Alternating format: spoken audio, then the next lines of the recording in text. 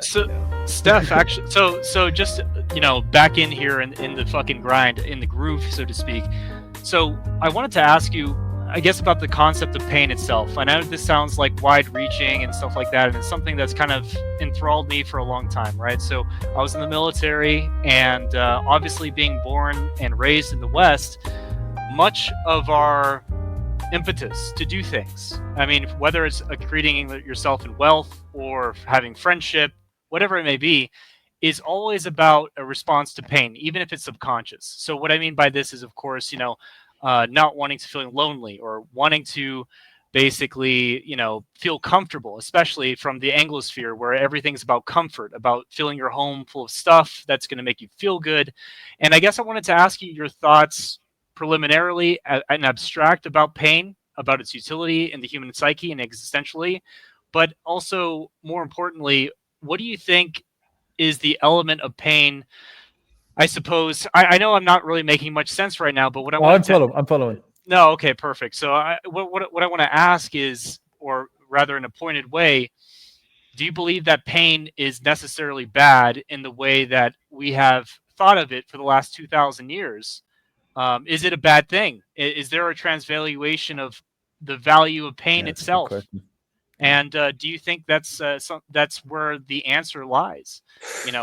It's a good question. There's two things I'll say. So one, I'll just talk a little bit about the neuroscience of pain, which is fascinating. And then I'd like to actually also talk about the woke movement, if you so will, because I think that's actually very revealing as to what was going on there in relation to suffering and pain.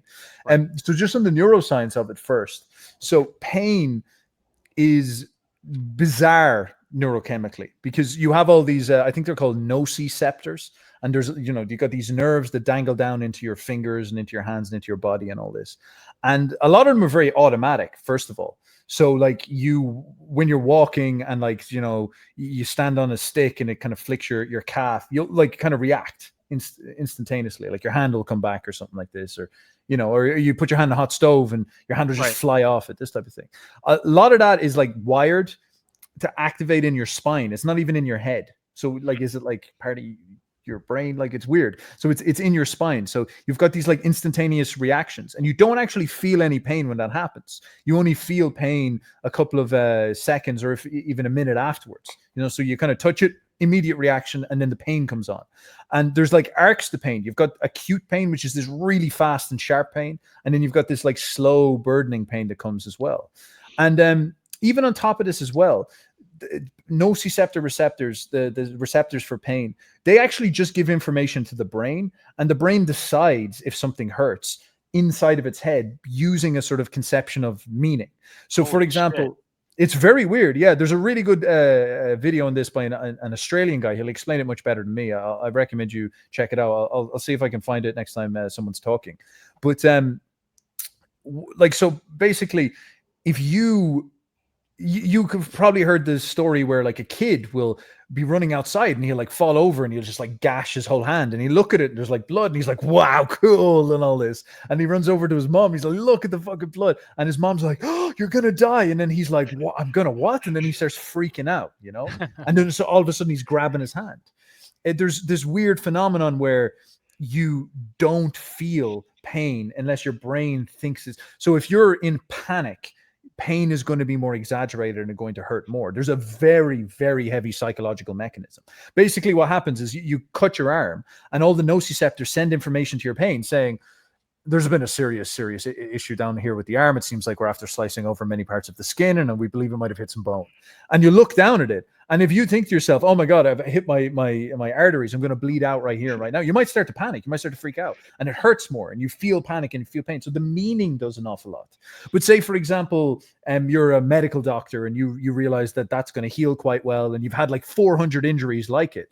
It'll probably hurt, but it probably just won't be as intense as it was otherwise. You're not going to freak out. You're not going to be neurotic about it. Right. And this is an experience like soldiers have fighting, man. Like when you're boxing a lot, this just starts to like internalize. You get punched and you're like, wow, that sucks. And then you just keep going. Like you're getting thumped all sides, and it's bad. And then what happens with fighters is that if they start to get knocked out a lot, they start to get mentally afraid of getting knocked out because they know it's hurting their head.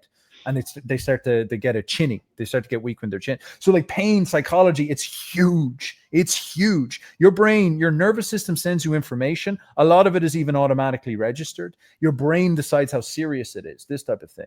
So when Nietzsche says something like, to live is to suffer, to survive is to find meaning in the suffering, or like that which does not kill me makes me sure, all those cliche quotes, literally there's a huge amount of neurophysiological truth to this. That like you can tank pain to an incredible amount, and you can have this ability to wrestle with it an incredible amount. That's fundamentally a psychological thing.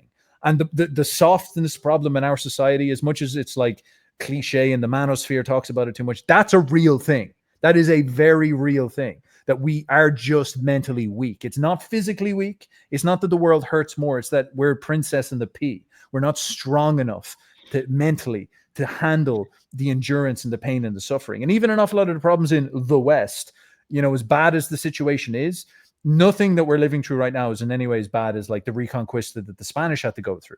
They went through much more pain than us. This type of thing. Right. We're just not meant to. We're just we're demoralized. It's like a psychological warfare problem. We just accept defeat in our heads mentally, and we break. The warrior just doesn't give up. The way of the warrior is here. It's in the spirit. It's like, as Nietzsche was saying, the noble caste was always the more barbaric caste, but because they're also physically, but also psychologically stronger, mentally stronger. They fight harder. And you see this fighting is a brilliant sport, because fighting, you can't win in fighting unless you have this. This is the thing that's so beautiful about fighting. You can't ballerina your way through fighting. You can't be too sensitive. You simply have to be mentally stronger. That's the only way you can win in fighting. Either you train better or whatever. Like Nate Diaz versus Conor McGregor, perfect example. Right. Nate was mentally tough. Conor's mentally tough. Nate is just as mentally tough. And that was fucking tough for Conor. That was really, really hard. Khabib and Conor. Conor was not mentally put together. He was drinking. He was not holding himself firm. Khabib was. Khabib wins. And it's objective. It's because the mentally stronger guy wins, and they can suffer and endure more pain. So you're like, Lance, what you're saying is 100% correct. I think it's 100% correct. Perfect. I just want to mention, I was actually I was training at AKA when Khabib was getting ready in his camp for Conor McGregor. So I actually saw him a lot, Islam and all those guys, because I grew up in San Jose. So that's where they come to train stateside. So I've been on that end of things. Yeah, absolute crazy guy from Crazy Mountain. And are they just are they like Allah train, like Tate was saying? I mean, I never saw them pray, but here's the funniest story I have about Khabib. So I was coming back home on a Friday, go out with friends afterwards, high school shit. So I'm driving home in my nice, Subaru Forester, and I see Khabib driving to AKA in a Prius. And this is a guy with millions of dollars, and he has this like beat up, used, 2008 Prius. Like, this guy is like, he doesn't care. He just cares about fighting, getting in there, doing his thing. Oh yeah. But yeah, no, those guys are.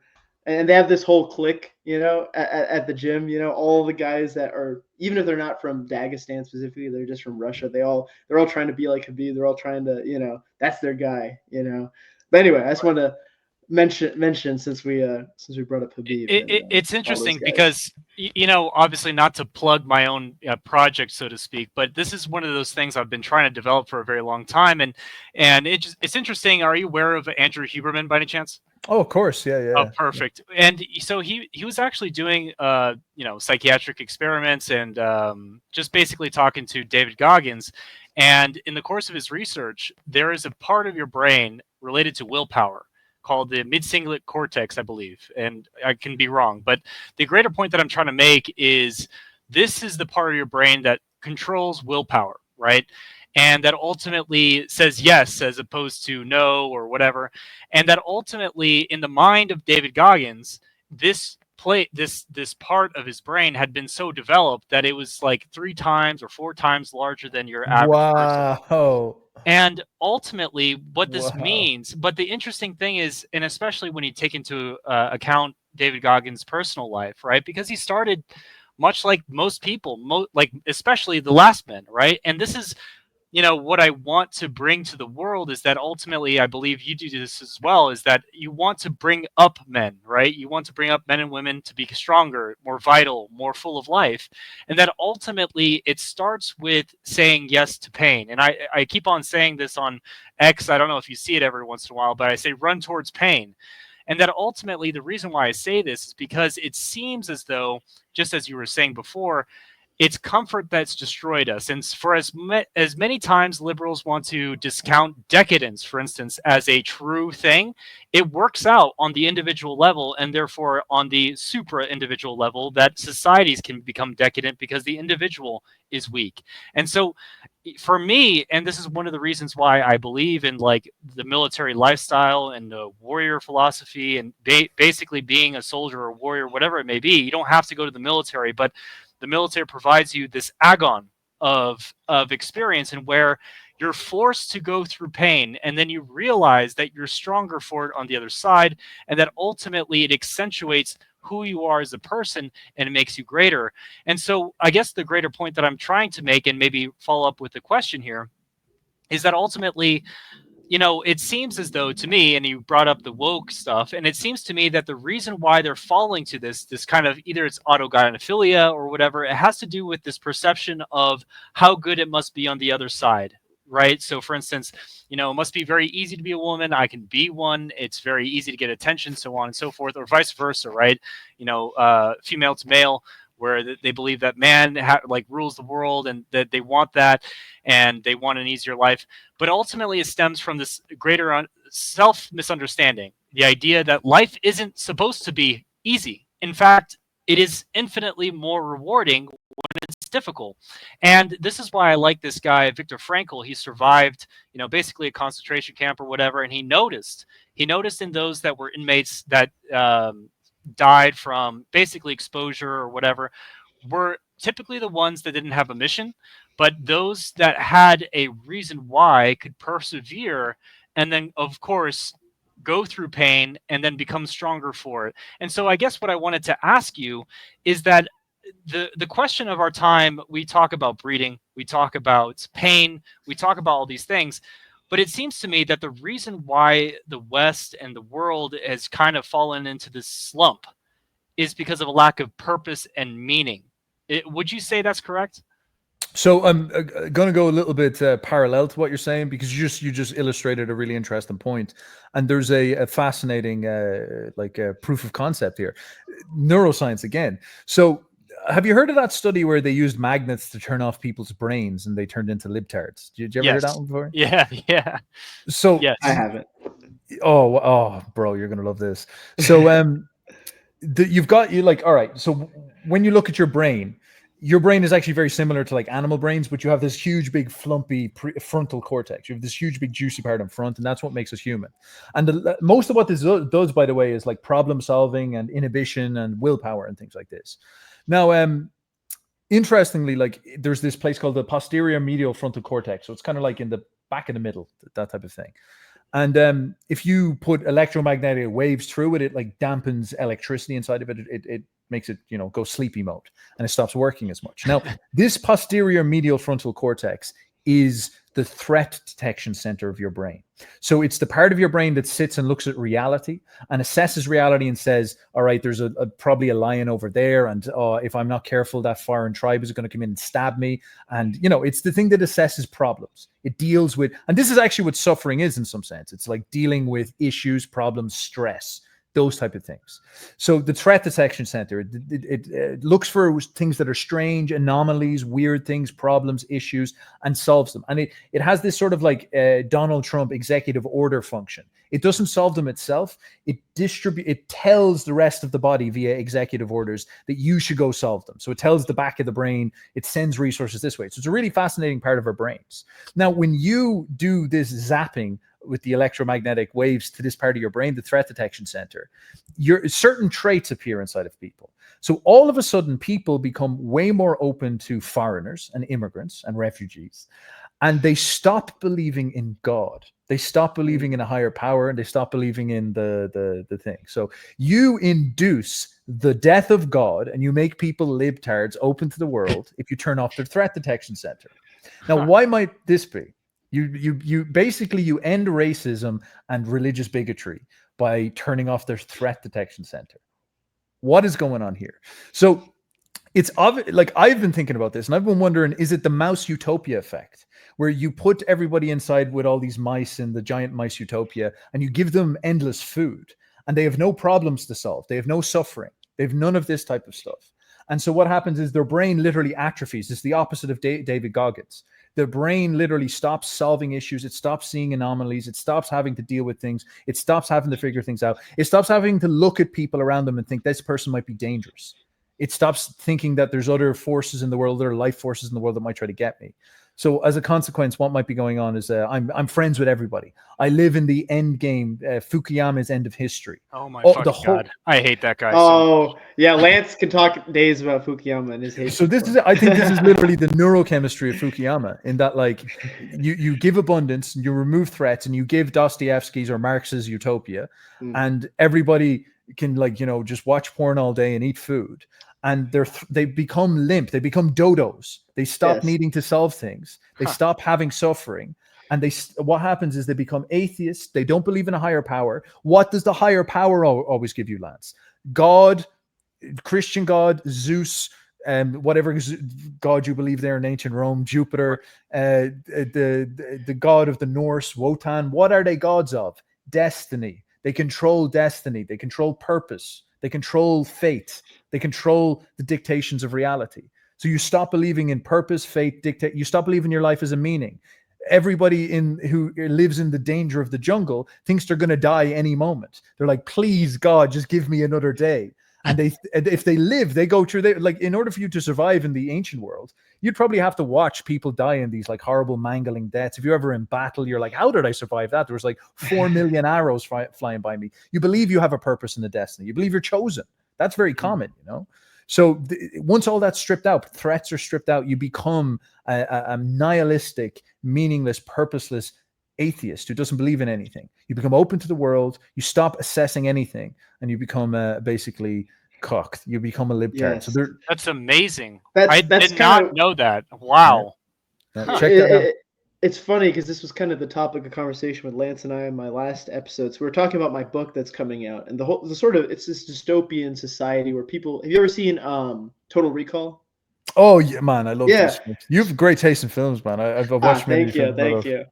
Yeah, so it's essentially so the simulations in Total Recall. It's kind of like this hyper realistic virtual reality. So in this future, right, everybody is essentially hooked on these things. That's life, right, and everyone just lives in this perfect porn virtual reality type fantasy.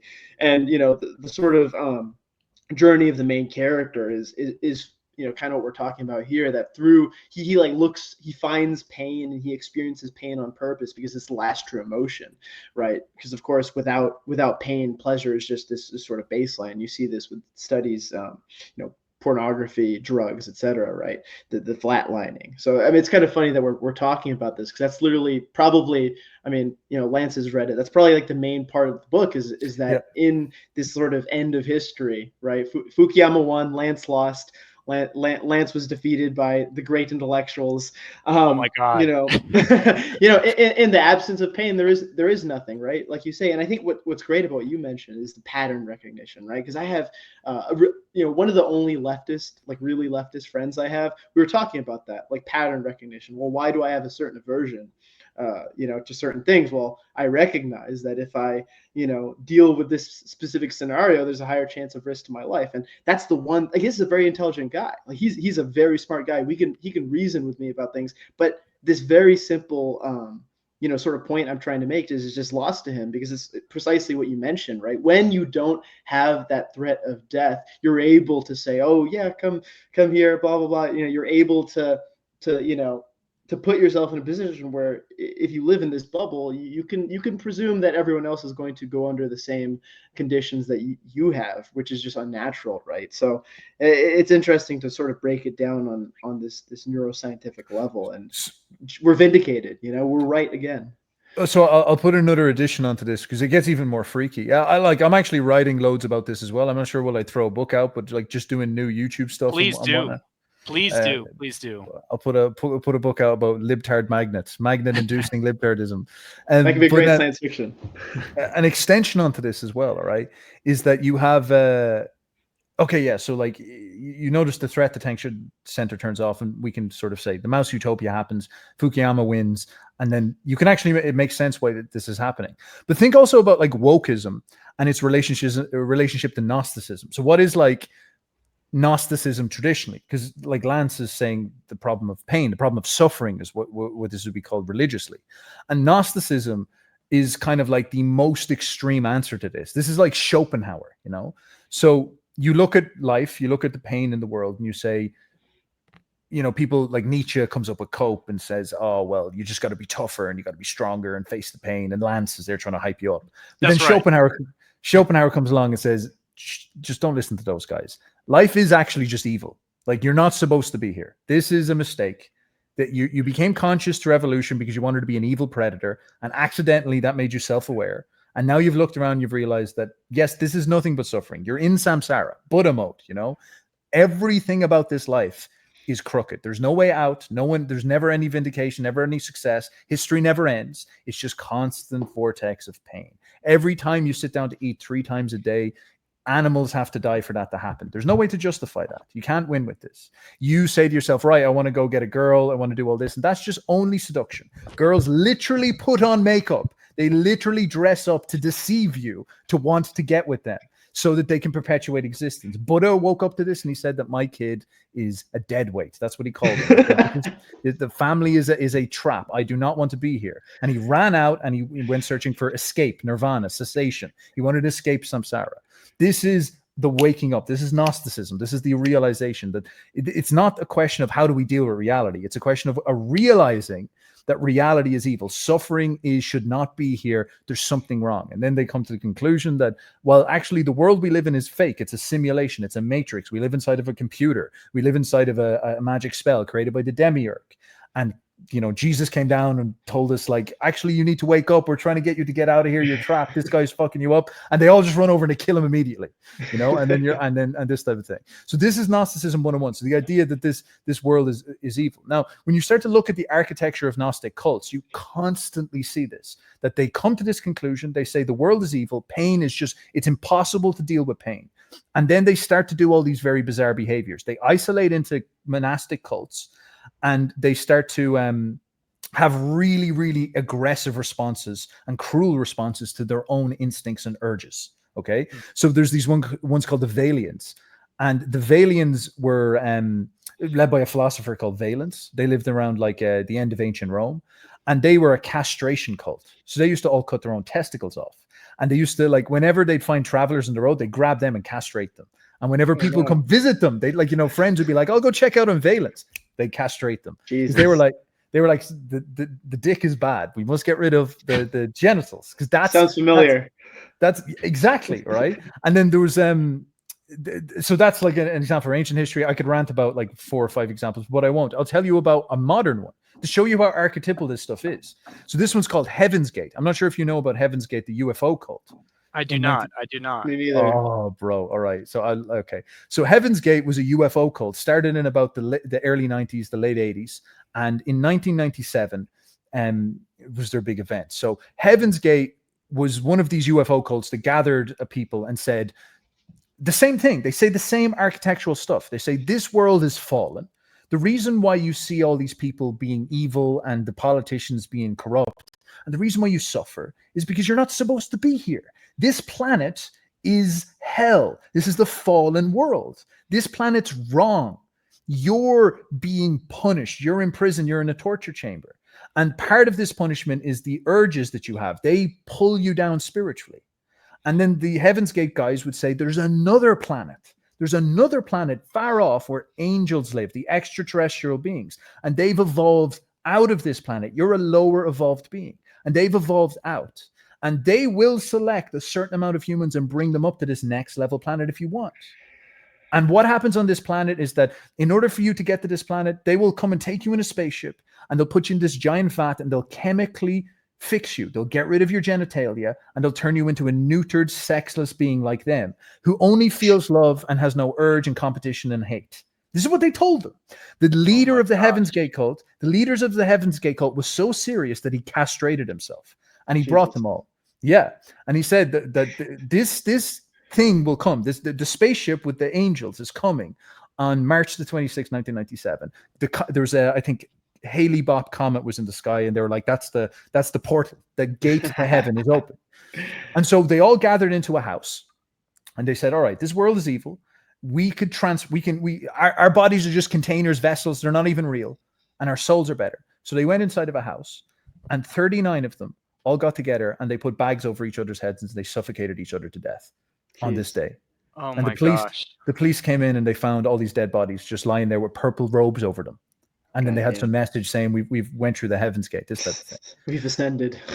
Now, Wow. the thing that I find so crazy about this is the archetypes of how similar is that to things you've heard recently. You know, these people even use the word transhumanism. By the way, the Heaven's Gate guys were saying transhuman state. Like, how similar is that? And the thing I'm kind of pointing out here is that the fundamental of this is the philosophical confrontation with suffering and pain. And when they hit that hard enough and they can't beat their way around it, they turn into Gnostics and they start to have these radical anti-life death cults, essentially, like literally a suicide death cult. And then you look at like our woke movement and you start to see all those archetypes. What do they say to transsexual children? It's like, nature got your body wrong. Your soul is more important than nature. So you should cut your genitalia off and decide to be something else. And the Canadians, they're like, just get in the fucking pod and we'll write Carl Sagan and we'll press activate and then boom, you'll euthanize. You'll be gone. Yeah. The suffering will end. This type of thing. Veganism, same thing. Save the animals. Stop suffering. Why do we destroying the Western culture? Because Western culture creates suffering, and we can't be the progenitors. Even if the people, the others, come in and cause suffering to us, we still can't fight back because we can't be progenitors of suffering. We literally should let them destroy us as a death cult instead of otherwise. This is almost like the intellectual architecture of incapacity to deal with this. So this is why I think when you say you want people to become spiritually strong to be able to face suffering, it might seem like nothing. It's literally everything. It is literally the most important thing, you know. I have a quick question. In the beginning, it sounded like have you watched True Detective? Because you sounded like Russ Cole in the beginning with it. I love that show. I love that show. Yeah, first season is amazing. He's a Schopenhauerian. Like he's like, you know, until the end. Well, he's the scene where, do you know the scene where he's like, your guy's like, time is a flat circle. Yeah, don't give me that Nietzsche bullshit. That fucking Nietzsche, shut up. That Nietzsche, shut the fuck up. That thing. I love that because it's just like, Nietzsche cell, get out of the way. I'm a Schopenhauer chud here. But yeah, until the end of the season, then he kind of, you know. True, right? Yeah. True. He gets a bit white-pilled. But like Rustin is a phenomenal example of like hard case pessimism, like strong pessimism. Because it's like fucking hard to argue against him. Because think about what he was doing. Like, again, I talk about this because me and like Lance were talking about this as like suffering, but maybe we should steelman this as well. Because if you go and you researched and discovered like pedophile rings, you know, as Rustin Cole did, you would become quite pessimistic. You would say to yourself, how can God let this happen? How can this world be okay for this? That how does this happen? You know, it's a very interesting, difficult problem, and that would blackpill almost all the strongest people when you think about it. And it's like it's the ultimate Jungian shadow that everybody thinks they can handle until they see the devil's face and they're like, "Whoa, where am I? What's going on?" You know? One thing I wanted to say, which I think is, and maybe it's just a cliche, but whenever I envision, right, because we talk about. I mean, ultimately, it's different views of this cyclical thing, right? Some people say you break the cycle. Some people say you ride the cycle. And I think, you know, my romantic view of you know, my meta ideal is you know, the kind of Valhalla thing where you all kill each other during the day, you go through your pain, and then at night you bang broads and feast with the gods, you know. And I think, you know, in large part, this is the sort of romanticism that makes, you know, that sort of makes up the. I mean, obviously Nietzsche isn't like a pagan in like an Evolan trad sense, but he has, you know, he always is obviously you know, sort of pointing to the pagan morality. And I think in large part it's their view of afterlife, right, which really distinguishes them. First of all, it's hierarchical, right? Not everybody goes to heaven. You have the fields of asphodel, you have Tartarus, right? You have a hierarchy. It's not just heaven or hell. It's like, well, you could not just could you go to Elysium, but you could make Elysium 3 times going to the Isles of the Blessed, right? So the way you view hierarchy, the way you view, well, what is the answer, right? Well, for you know, the pagans, in many cases the answer is multiple rebirths, multiple cycles of pain and Dionysian, you know, pleasure over and over again. In the case of the Nordic pagans, literally for infinity, right? And I think that, you know, in large part, when we're trying to discern ontologically, well, what is Nietzsche's view of time or of being, right?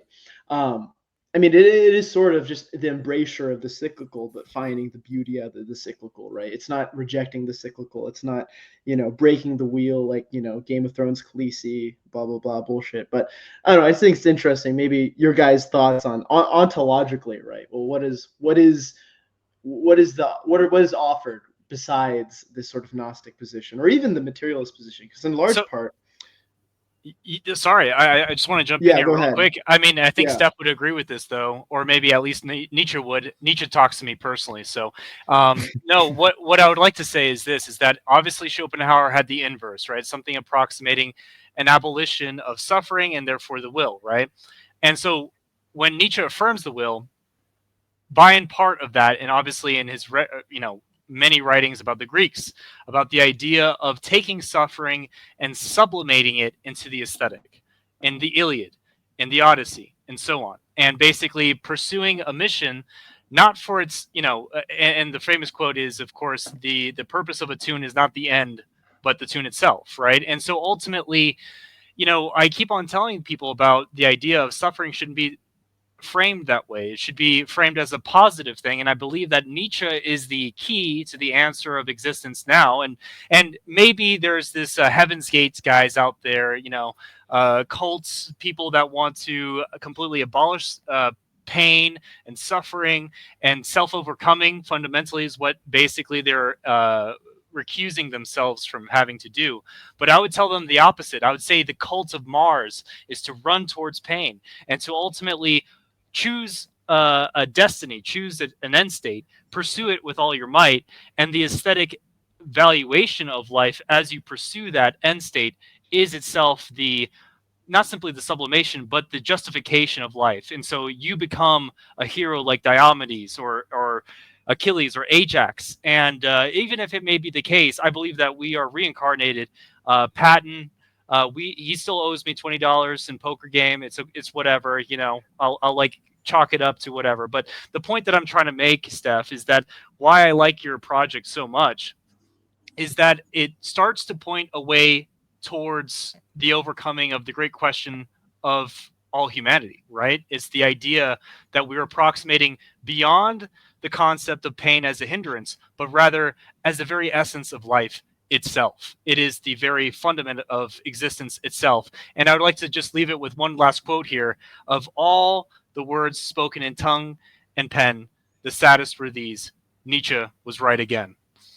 So that's all I got to say for that. But anyway, Steph, go ahead.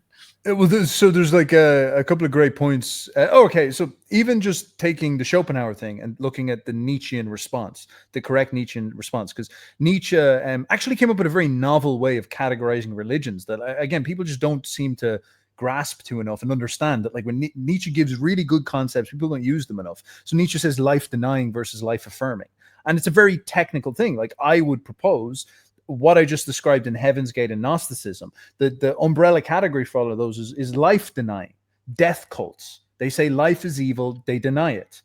Buddhism is like this. Christianity is like this. This is why a lot of Gnostic cults are Christianity. Heaven's Gate is like this. Wokeism is like this. This is the unifying category under all these, because they take this fundamental decision that this world is evil, and we must literally go to active war against nature and life in this world. Therefore, they go to war against themselves, and they become these like crazy death cult people. It's a very novel human thing, because it's so against nature, but it's so prominent. You see it all the time. So this is rust and cold thinking. Now, what you have in Nietzsche then is the antithesis. Nietzsche says, well, all right, what's the answer to this?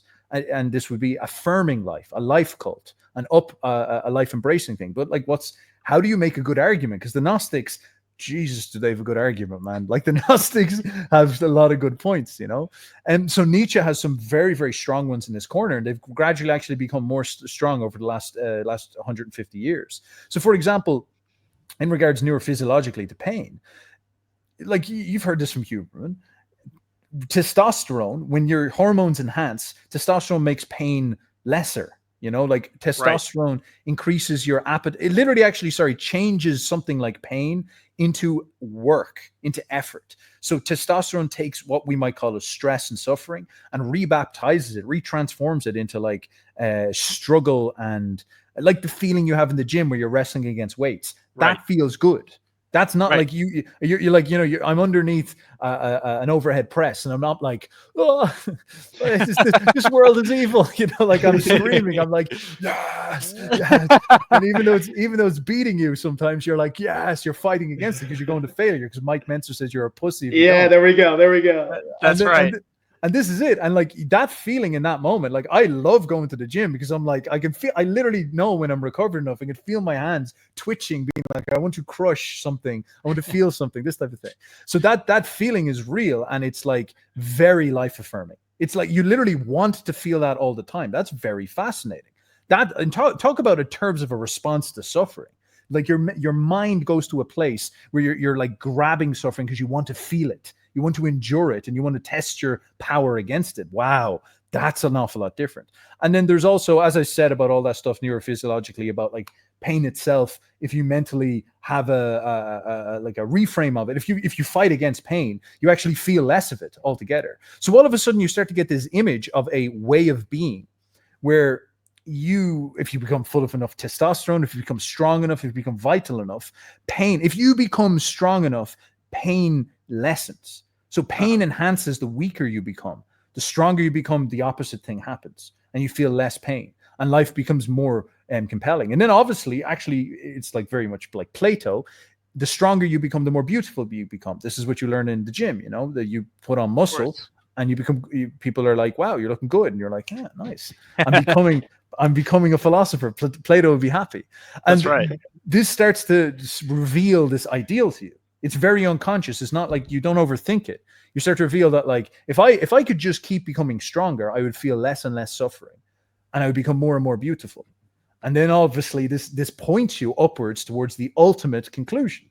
There must potentially be the strongest version of man who would also be the most beautiful version of man, who would feel the less suffering. And if me and you, Lance, we wanted to overcome the problem of suffering, our fundamental project would not be to cut people's balls off and, you know, set up a Gnostic death cult to promise people they can escape reality. That's not saving them from suffering. That's just killing them. If me and you actually wanted to help people, we would make them stronger. We would do everything in our power to enhance their capacity for contractile tissue. You know, we'd make them bigger and stronger, more powerful.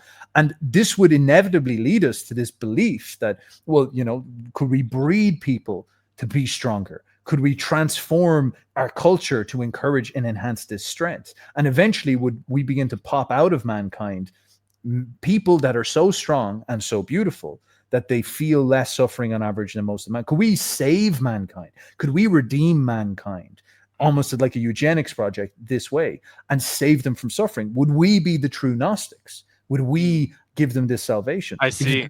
That'd be potentially the direction you could go. And that, of course, is the actual prophecy of the Superman. I actually think how Nietzsche probably arrived to this when he was pondering this stuff. He said there could be someone strong enough to handle all this in the future, and they might be able to justify life. They say, I am so strong, so compelling now that the suffering is justified. I'm able to digest it and sort of justify it this way. So it's a strong answer. It's a very, very strong answer to Schopenhauer, and it's like actionable as well, shall we say. And Steph, and sorry, do you mind I want to elucidate for the legionaries out there, because he's not just talking about something about the body per se, right? Because there are many calamities that happen to us in our life that are not strictly speaking physical, right? For instance, the perception of being bankrupt. Steph, for instance, went through some trials and tribulations of his own, which he overcame, right? And that basically it served as the impetus to greatness. And this is why he's here. He's the Uberboyo, truly, right?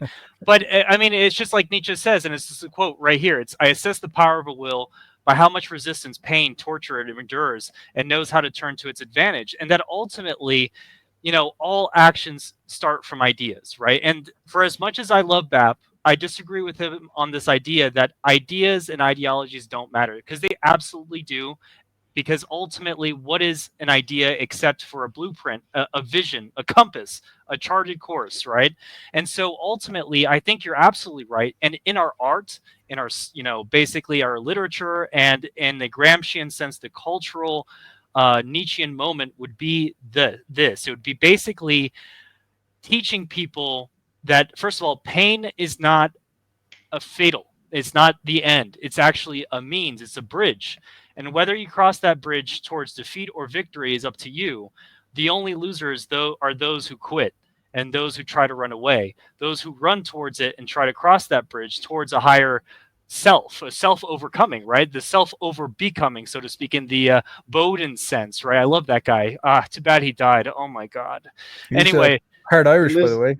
Yes. Yeah, exactly. He lives in our hearts. Exactly. So anyway, long story short, Legionnaires, what he's trying to say is this, is that ultimately it's no matter what challenge you experience in your life, there is always a way to justify it in yourself over becoming. For instance, our juicy warrior philosopher right here, exactly the archetype of the guy that we need. Steph himself, juicy and huge, same thing. You can be too. And ultimately spread that idea of strength and strengthen others through your actions, through your spoken the words. world. Exactly, precisely. Well, gentlemen, go ahead. So, like, just to illustrate that point, because this is a phenomenal point. You say to yourself, this actually comes more from like psychology and like trauma. When you're dealing with somebody who has like trauma, because trauma is a relationship to pain. You deal with a soldier who goes through PTSD. It can be very hard for them to digest what happens sometimes. And this is like, called a moral injury and all this. And really what we're getting at here is that in order for you to deal with like a huge amount of stress or something that's very, very mentally difficult, the answer to it is almost that you need to learn to reimagine your morality. You need to do a transvaluation of morals. You need to have imagination. And this is what's so fascinating, is that like pain is so psychological, so much influenced by this, that oftentimes it's just the perspective you're taking on the situation. Like a boxer, someone who's never boxed before stands in and gets punched in the liver for the first time, and they'll like just fall on the floor and be like, I'm dying. Sorry, mom. I wish I gave it to charity more, like something like that. But then, like, a boxer who's been there a lot, he gets a punch in the liver and he'll feel, and he'll be like, there it is. And then he'll be waiting it out because the perspective is different. He's been through it before. And it's like crazy to us. We say there's a lot of things happening with our culture that are very, very frightening, which they are. And they're very, very crooked. But then you look at like our history. It's fascinating at history. You look at like the Reconquista or something like this, and you realize, we've come back from worse. As bad as things get, it's not over yet. This type of thing, and that's very fascinating, because that's a level of imagination that people just never want to deploy. It's very easy to blackpill, and this is why the leftists insist on dominance in culture and dominance in information, and this is why the greatest fight you can make is actually spreading words of strength, of courage, of audacity, of perseverance, and all these things we can be effused through culture. And it's why I highly recommend Uberboyo's project specifically, is precisely because of this, and it's precisely what me and obviously Warrior are trying to get at as well in our own humble way. But it's okay, because we'll conquer the stars ourselves too. But any parting comments or any thoughts? Like there's loads. We've got some huge ideas out here today. I actually think they're like a blast. I think a lot of this stuff is there's big questions here. I think this is why I'm sort of drilling at them, because I'm looking at, I love them. Yeah, the way the culture is right now, and you could even say our little niche online. These are very pregnant. There's a lot of avenues to open up here, and I think it's our responsibility as the online creators that we always need to try and make the subculture as sophisticated and intelligent and accurate as possible. And there's an awful lot of there's a bit of slop posting happening every now and again, and it's good to direct this. So thank you very much for giving me the platform to talk about this, and it's great that you guys are like going into these places, thinking about these problems, thinking about the big problems as well. So it's fantastic. So thank you very much for having me on. Well, thank you. And Steph, remember, the future, it belongs to us. Indeed. Well, yes, thanks for being on, obviously. The last thing I'll say is, last question I have for all of you is, who is your spiritual reincarnation? Oh, Jesus. You, Steph. In the future or now? Like somebody in the past. Like for me, it's Mishima. Mishima is my spiritual reincarnation. Of course. Lance, I guess, is Patton. Who's your spiritual reincarnation? Whose spirit has entered your physical form? Yeah, Implies you. my problem here is I'm just going to name guys from the past that I liked. Who knows who I might have actually been? But I do like really like the Irish poets like Yeats and Joyce. I like those guys big time. My dad loves Joyce. Yeah, Joyce. Yeah, Joyce is a bit of a wacky guy. Like I think I'm a little less wacky than him, but he's a lot of fun. I love those guys an awful lot. They're like the writer archetypes. I've wondered, was I a priest in a past life? That's come to my head thinking about the Irish Catholics. Quite possible. It's quite possible. Quite. I've an ancestor called Oliver Plunkett, and he was like very religious man. So I was wondering, maybe that's the camp. But who knows? Who knows? He'll come to you in his dream or in your dreams, you know. But yeah, thanks for coming on. I'd love to have you on again. You know, chat about all these things. But yeah, thank you, Legionaries, for tuning in.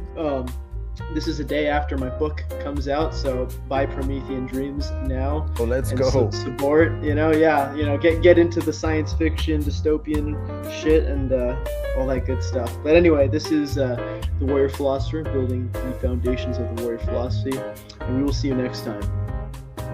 Thank you very much, gents. Bye-bye. Thanks, gentlemen.